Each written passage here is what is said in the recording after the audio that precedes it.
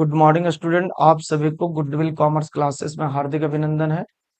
जैसा कि आप सभी लोग जान रहे हैं, मैंने कुछ क्लासेस नहीं ले पाएंगे। आज मैंने पुनः जो मैंने पिछले क्लासेस में जो पढ़ाए थे उसी क्रम को आगे बढ़ाते हुए आज मैंने सब्जेक्ट अकाउंटेंसी क्लास 12th में जो मैंने कैश फ्लो स्टेटमेंट पढ़ाए थे उसमें मैंने दो क्लास बताए थे। पहला कैश कैश फ्लो स्टेटमेंट का मीनिंग क्या है, उसके कॉन्सेप्ट क्या है, उसमें कैसे फॉर्मेट बनते हैं, ऑपरेटिव एक्टिविटी क्या है, investing activity and financial activity पर मैंने चर्चा किए थे। फिर उसकी मैंने फॉर्मेट भी बताए थे। आज का क्लास में मैं एग्जाम्पल के साथ मैंने क्वेश्चन उठाता हूँ और उसी एक्टिविटीज में एक कंप्लीट क्वेश्चन मैंने बनाने का प्रयास कर रहा हूँ और उसी में तीनों एक्टिविटी को यूज करके किस प्रकार से ऑपरेटिव एक्टिविटी में क्या यूज होगा, किस में इन्वेस्टिंग में क्या यूज होगा और फाइनेंशियल एक्टिविटी में क्या यूज होगा, उस चार्ट को मैं दे करके क्वेश्चन को सॉल्व करने का प्रयास कर रहा हूँ।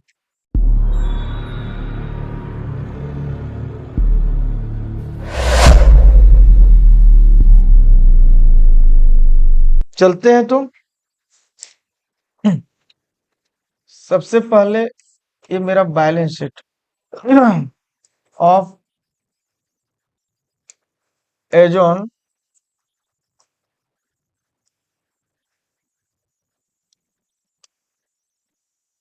ये जो बैलेंस शीट आपका दिया हुआ है,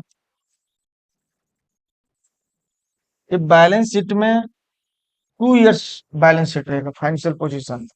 ठीक है, 2 इयर्स ये आपका बैलेंस शीट जो आपका दिया हुआ। मैंने एक क्वेश्चन ले रहा हूँ और क्वेश्चन के साथ मैंने एग्जाम्पल के साथ बताएंगे कि मेरा लाइबिलिटीज है 2011 2012 प्रीवियस ईयर करंट ईयर।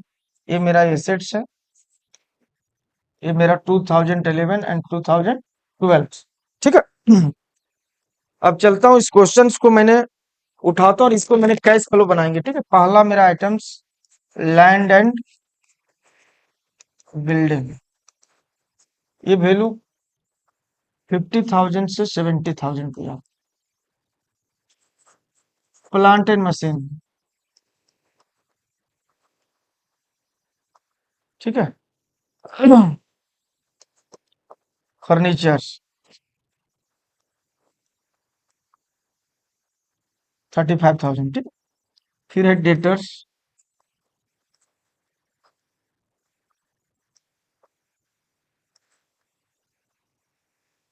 4,000 से 5,000 दिया हुआ है। स्टॉक 6,000 8,000 है। ठीक है, बिल्स रिसीवेबल्स 5,000 4,000 है और कैश 8,000। और लास्ट आइटम हम लोग का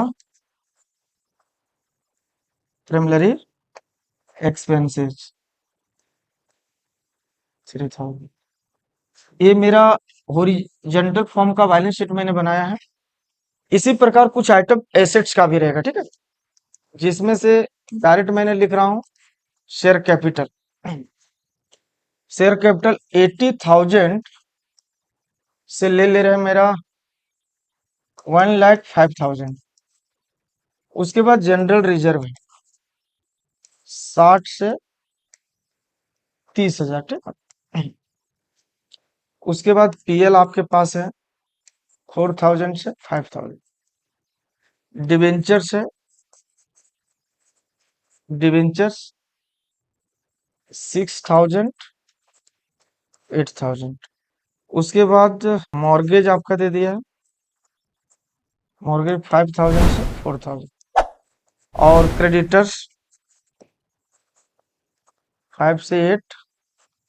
और लास्ट है आउटस्टैंडिंग एक्सपेंसेस 4,000 टू 3,000। ये मेरा बैलेंस शीट है। ठीक है, दोनों साइड बैलेंस शीट इक्वल होगा। अब इसी क्वेश्चन से हमको कैश फ्लो स्टेटमेंट बनाना। मैंने पिछले क्लासेस में, बच्चे लोग आप लोग ध्यान दीजिएगा, कैश फ्लो स्टेटमेंट में operative activity, investing activity and financial activity मैंने 2 लेक्चर्स में बहुत अच्छे तरह से उसको समझाए थे। किसको परचेज सेल, किसको इशू रिडम्पशन, किसको इंक्रीज डिक्रीज, इन सारी बातों पर चर्चा किए हैं। फिर एक फॉर्मेट को भी पूरा कंप्लीट समझाएं। आज इस एग्जाम्पल के साथ मैंने इसको, ये जो क्वेश्चंस दिया हुआ है, इसको 3 एक्टिविटी में एडजस्ट करना है। अब सवाल उठता है कि कैश फ्लो स्टेटमेंट बनाने के लिए 3 एक्टिविटी होता है। पहला आपका ऑपरेटिंग एक्टिविटी, दूसरा investing activity and financing activity. अगर क्वेश्चंस में अच्छी तरह से आप लोग समझेंगे, अगर एडजस्टमेंट ना दिया हो तो अभी फिलहाल ऑपरेटिंग एक्टिविटी बनाने के लिए लायबिलिटी साइड से, ध्यान दीजिएगा, लायबिलिटी साइड से वीआईपी आइटम के अंतर्गत इंटरनल लायबिलिटी में मैंने 2 चीज रखा। Net profit during the year के अंतर्गत टोटल 4 आइटम होता है, profit and loss, retained earning, reserve and surplus. ठीक है, फिर से बोल रहे हैं, general reserve, profit and loss, return earning and reserve and surplus, ये लायबिलिटी तरफ से उठा लेना। दूसरा आइटम अभी फिलहाल फिक्टिशियस एसेट उठा लेना, राइट ऑफ और राइट ऑफ लेना। जब फिक्टिशियस एसेट घटेगा तभी फिक्टिशियस कहलाता है।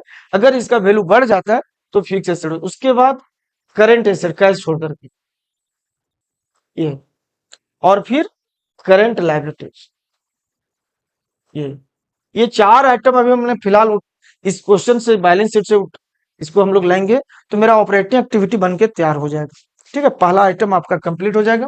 उसके बाद हम लोग सेकेंड आएंगे, इन्वेस्टिंग एक्टिविटी। इन्वेस्टिंग एक्टिविटी बनाने के लिए हमको फिक्स एसेट चाहिए। ये फिक्स एसेट का वैल्यू अगर बढ़ता है तो इसको परचेज बोलते हैं, और घटेगा तो सेल। ये इन्वेस्टिंग एक्टिविटी का यूज है। उसके बाद जो मैंने फिक्स लायबिलिटी इंटरनल में बोले, जो वीआईपी आइटम को अंदर रखे, जनरल रिजर्व, पीएल, ये जो छोड़ करके बाकी जो फिक्स लायबिलिटी बचा है, शेयर कैपिटल और ये जो नॉन करंट लायबिलिटीज, इसको हम लोग फाइनेंशियल एक्टिविटी में ले जाना है।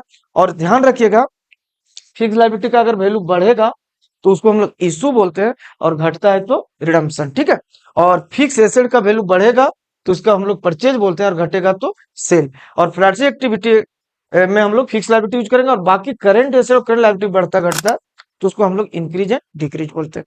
अब एक बात और आप लोग को समझा दे रहे हैं कि एसेट साइड का जो आइटम लेंगे तो एसेट साइड में हमेशा अपोजिट डायरेक्शन करना।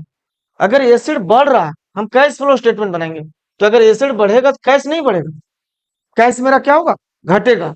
तो इसको हमेशा अपोजिट करना है। जैसे यहाँ मेरा बिल्डिंग बढ़ रहा है, पैसा नहीं बढ़ रहा है, बिल्डिंग खरीद रहे हैं तो मेरा बिल्डिंग बढ़ा है, इसलिए कैश क्या होगा, माइनस होगा। ठीक है, और अगर एसेट घटेगा तो हम लोग प्लस करना, स्टेटमेंट बनाना। और फाइनेंशियल एक्टिविटी में लायबिलिटी साइड का आइटम सेम डायरेक्शन में, अगर यहाँ लायबिलिटी बढ़ रहा है तो वहां कैश में भी बढ़ेगा, और घट रहा है तो घटा देंगे। ठीक है, अब चलते हैं, इसी क्वेश्चन को मैंने मूव करके आगे बताता हूँ और तीनों एक्टिविटी बनाने का प्रयास कर रहा हूँ। इस चार्ट को मैंने छोटा कर दिया। ठीक, अब इसी को हम लोग कैश फ्लो स्टेटमेंट बनाना है। मैं इस साइड में क्वेश्चंस रख दिया, अब इसमें हम लोग कैश फ्लो स्टेटमेंट बनाना शुरू करना है। Cash flow statement as on revised 3। Cash flow statement बनाने के लिए हम लोग 3 एक्टिविटी बनाते हैं, ऑपरेटिंग एक्टिविटी, इन्वेस्टिंग एक्टिविटी है, फाइनेंस एक्टिविटी। ठीक है, आरएस, यहाँ भी आरएस। पहला हम लोग फर्स्ट टर्म बनाते हैं, cash flow from operating activity. Cash flow from operating activity, इसमें हम लोग लेते हैं net profit during the year. आप चार्ट देख लेंगे, फॉर्मेट में सारे चीज लिखा दिए, net profit during the year. इसके अंदर टोटल 4 आइटम आता है, profit and loss, general reserve, return earning, reserve and surplus. उस आइटम में से हमको 2 आइटम मिला, फर्स्ट मिला जनरल रिजर्व और दूसरा मिला profit and loss. General reserve and profit and loss. देखिए, जनरल रिजर्व 60 से 30 हो रहा है, ये मेरा 30,000 घट रहा है। लायबिलिटी साइड का आइटम है, घटेगा तो घटा दीजिएगा, माइनस में लिख दीजिएगा, और बढ़ेगा तो बढ़ा दीजिएगा। और पीएल देखिए 4 से 5 यानी 1,000 मेरा ये बढ़ रहा है, प्रॉफिट एंड लॉस। उसके बाद तुरंत हम लोग को वीआईपी आइटम उठाने के बाद तुरंत फिक्टिशियस सेट ले लीजिए, इसको ऐड कर दीजिए, fictitious preliminary expenses right of, ये मेरा 1,000 ये भी घटा। एसेट साइड में हमेशा अपोजिट डायरेक्शन होगा, एसेट घटेगा तो कैश में बढ़ा देना, बढ़ेगा तो घटा देना। उसके बाद हम लोग आते हैं करंट एसेट और करंट लायबिलिटीज, ये वाला आइटम्स। अब देखो, डेटर मेरा इंक्रीज कर रहा है, increase in debtors, increase in debtors. ठीक है, 1,000 से डेटर घटेगा तो पैसा मेरा क्या होगा, माइनस में जाएगा। स्टॉक भी इंक्रीज कर रहा है, इंक्रीज इन स्टॉक, ये 2000 से, ये भी मेरा माइनस हो जाएगा, ठीक है। और बिल रिसीवेबल डिक्रीज कर रहा, डिक्रीज इन बिल्स रिसीवेबल्स 1000, ये मेरा प्लस होगा। सिंपल बात है, एसेट्स में हमेशा ऑपोजिट है, एसेट घटेगा कैश में बढ़ा दीजिएगा, बढ़ेगा तो घटा देंगे। लाइबिलिटी साइड का सेम डायरेक्शन में काम करना। चलते करंट लाइबिलिटी उठाते हैं।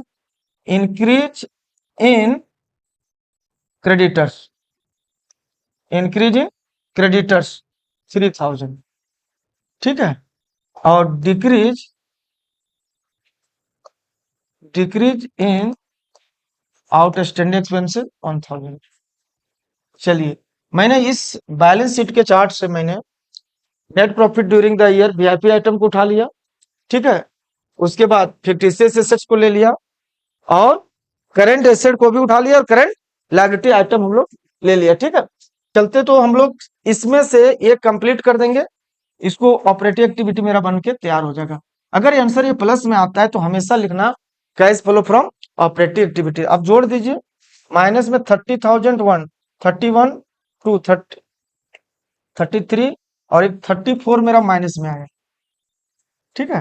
प्लस में देखो तो 2000, 3 और 6000,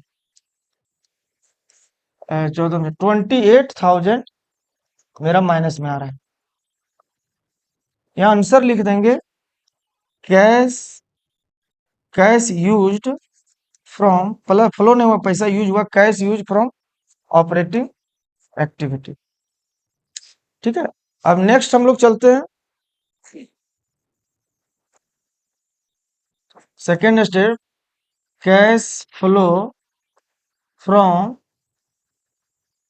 इन्वेस्टिंग एक्टिविटी। इन्वेस्टिंग एक्टिविटी बनाने के लिए हमको फिक्स एसेट चाहिए। क्या चाहिए बोलो तो?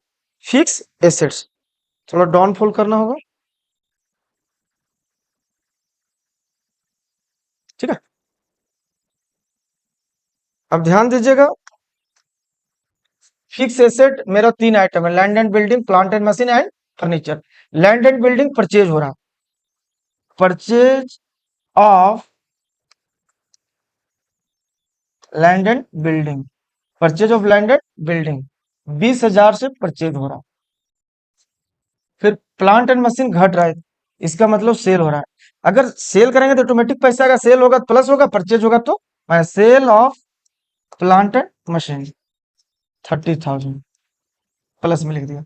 और फर्नीचर मेरा परचेज हो रहा, बढ़ रहा है, purchase of furniture and fitting या फर्नीचर, ठीक है। ये मेरा 5,000 से परचेज हो रहा है, माइनस में आ जाएगा। इसको हम लोग जब सॉल्व करेंगे तो 25,000 माइनस में और 30, यानी 5,000 मेरा प्लस में आएगा। यहां पर लिख देना same, cash flow from investing activity, ठीक है। लास्ट स्टेप हम लोग थोड़ा सा बचा है, third step, cash flow from financing activity. Financing activity के लिए फिक्स लायबिलिटी चाहिए, तो हम लोग बता दे रहे फिक्स लायबिलिटी में शेयर कैपिटल है, अगर बढ़ रहा है इशू ऑफ शेयर कैपिटल, ठीक है। और मेरा एक बार आइटम को थोड़ा सा देख लेते हैं।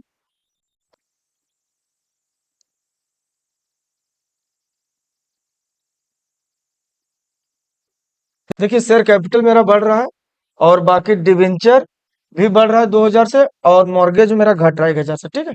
तीन ही आइटम है, तो इसको हम लोग ध्यान देना है। Issue of share capital, issue of debenture, और रिडम्पशन ऑफ मॉर्गेज, ठीक है। रिडम्पशन मेरा मॉर्गेज 1000 से घट रहा है, ये मेरा 2000 से बढ़ रहा है, बढ़ेगा तो बढ़ा देना। और ये मेरा जो है 1,05,000 से हो गया कितना, मॉर्गेज 5 से 4, 1000 घट गया। शेयर कैपिटल ध्यान दीजिए, शेयर कैपिटल 80 से 1,05,000 हो रहा है, यानी बढ़ जो रहा है 25,000 से बढ़ रहा है। कितना से? 25,000 से शेयर कैपिटल बढ़ रहा है। तो लाइबिलिटीज का रूल है, बढ़ेगा तो बढ़ा दीजिएगा, घटेगा तो घटा देंगे। ठीक है, 25 दूनी 27, 27 में एक गया। ये मेरा आंसर आएगा फाइनेंशियल एक्टिविटी का 26,000 आएगा। कितना आएगा? 26,000। अब हम आंसर चेक कर लेते हैं कि हम लोग सही बनाए या गलत। लास्ट में हम लोग लिखना है net profit during the year, पहला जोड़, दूसरा जोड़, तीसरा। पहला मेरा आया है 28,000 माइनस में, दूसरा में आया 5,000 प्लस में, और तीसरा में आया 26,000 प्लस में। तो ये जोड़ दो, 31 में 28 घटा दो, 11 में 8, 9, 10, 11, 3। इसका फाइनली आएगा 3,000। हमको ऐड करना opening balance cash. Opening balance cash मेरा, देखिए ओपनिंग बैलेंस कैश 5,000, ऑटोमेटिक हमको क्लोजिंग बैलेंस कैश मिल जाना। देखो 8,000 है, यहाँ भी 8,000 आ गया कैश। इसका मतलब जो मेरा कैश फ्लो ऑफ जो कैश फ्लो स्टेटमेंट बनाया इस बैलेंस शीट से, वो मेरा सही है। तो ध्यान दीजिएगा बच्चे लोग कि कैश फ्लो स्टेटमेंट बनाने के लिए टोटल 3 एक्टिविटी होता है।